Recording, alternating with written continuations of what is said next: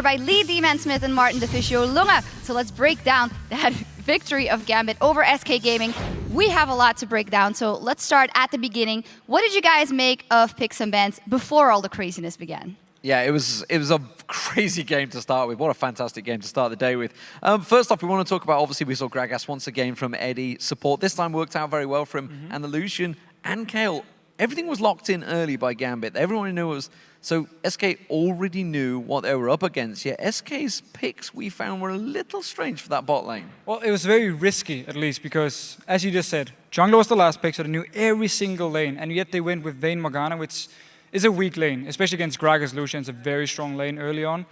And here's the fact then, what they could do, put in some deep wards into level 1, force a lane swap so Vayne gets all the farm she needs. Instead, they went for standard lanes. And we saw how it happened here. Aatrox could deal with Aurelia in the top lane. Svenskeren come up, pushed it even harder. They got some towers, but the bottom lane, they just got destroyed. And it's a big issue because Vayne brings absolutely no wave clear. Morgana, of course, brings very little wave clear. And the whole lineup itself had no wave clear. So once they fell behind, Gambit just took full control of every single lane and pressured it down. SK did manage to come back in that game. Do we say that is because of errors of Gambit side or just supreme team play from SK side? Well, we'll get to that in a moment because I want to talk about Svenskeren because obviously he's been the man that's carried SK a number of times. You know, he's pulled them back every single time. But in that game, since they didn't go 2v1, could Svenskeren have maybe helped them out? Because he was in the top a lot, I felt, helping out, of course, in the top lane against Darian, which I'm not sure if Freddy needed help there or not because he seemed to have it under control.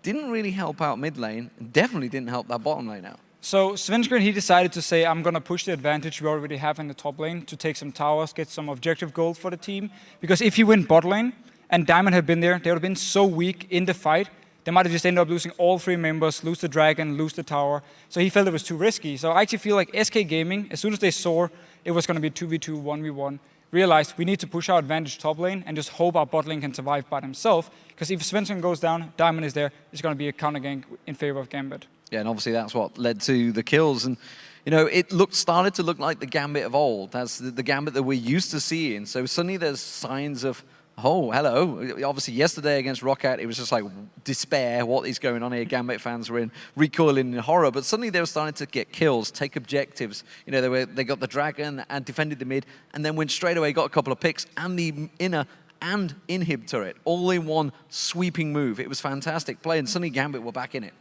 Well, here's the thing. Because there was no wave clear in SK Gaming, they couldn't move out from the lanes at all, so Gambit could just push every single lane down, put some deep wards in, catch out SK when they're out of position, and then out of position here, it was actually Gambit when it came to team fights. We have a replay of it if you just bring it up. It's going to be the team fight down in the bottom lane, where SK Gaming actually gets 4 kills. Now it comes up on our screen here.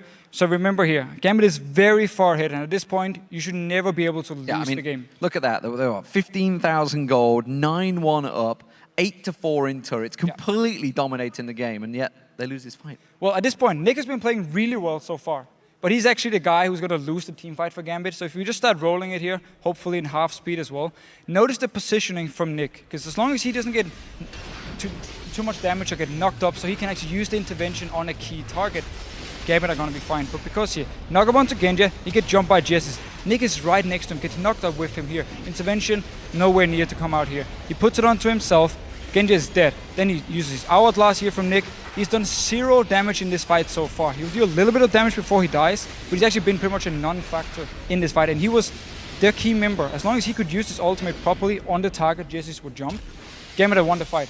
No issues at all. And while that's all happening, Jez is just getting free roam around the back because the mid lane is a null factor and he's just putting all the damage down, and everybody knows once the Yasuo is there, they can put a lot of damage down. But sadly for SK Gaming, it came to the late point that despite the fact they managed to get a couple of Barons back and get a couple of steals, do some really good team fights, the fact is they were all armor damage. So Gambit stacked out the armor, got the Randian's Omens in there, and suddenly they were starting to fall out the game. Yeah, it came down to the smallest things at the end of that game, but a victory here for Gambit Gaming. Thank you very much, gentlemen. And now let's head over to Joe and Quickshot at the desk for the next